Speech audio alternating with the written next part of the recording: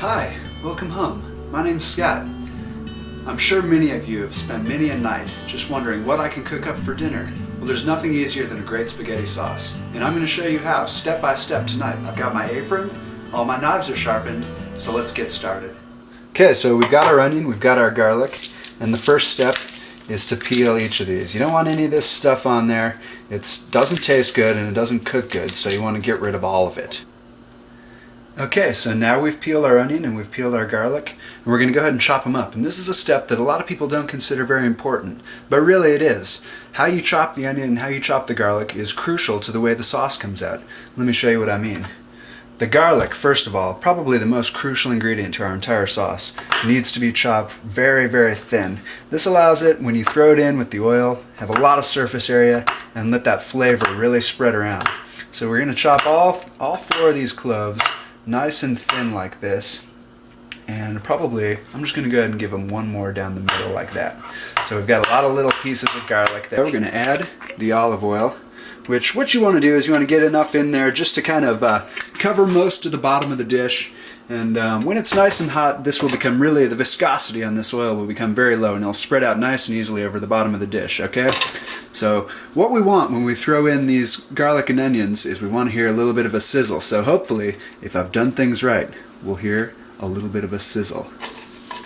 Yes, that's a good sound, okay? So it's important to know when you're cooking your onion and your garlic that garlic and onion both can become very bitter if they're burnt, so you want to be very careful, and you want to have your tomatoes standing by. Our onions and garlic are cooking along, they look good. We've got the salt and the pepper in there, and now we're going to add our tomatoes. This is the one fresh ingredient that I don't use. I like to use these pre-spiced diced tomatoes from Hunt's. Alright, let's go ahead and throw them in. It's going to bring the temperature of this pan down a little, which is good because our garlic and onions really need to come down a little bit, okay? So like I said, those things came pre-spiced, which is really good. All of that flavor, the basil, the garlic, and the oregano is just infused into those tomatoes, and it's really key to making your own home sauce. So I've got here some organic thyme, 100% organic thyme, and this is going to be great. You don't need too much, maybe just a little sprinkle, probably a little bit more than that.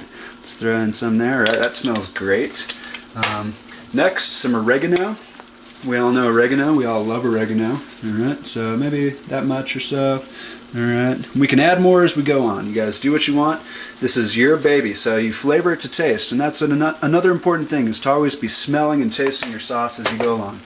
Like I said, we like to cook it really hot, so remember to keep stirring it. It's never good if it's burnt. No one likes that.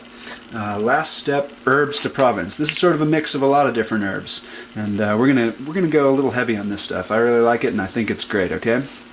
So now we've got our herbs in there. We're going to just sort of, this is mostly what's going to go into the sauce at this point. What we're going to do is we're just going to keep an eye on it, keep an eye on the thickness. We're going to taste it, we're going to look at it, we're going to love it, and make it our own baby, okay? I'm right down here with my sauce, just as I emphasized. Remember, you want to know this sauce, you want it to be your baby. So what we're going to do is we're going to smell it, and we're going to see, do we smell any herbs stronger than others? Do I smell oregano more than thyme? If so, maybe I want to bring the thyme up, okay? We're going to taste it a little bit. Yeah, I think I need a little more thyme, okay? That's the secret, is you just want to be really intimate with your sauce and know it. The second secret to making a great spaghetti sauce is we want to leave it on the stove as long as we can. And I know what you're asking yourself.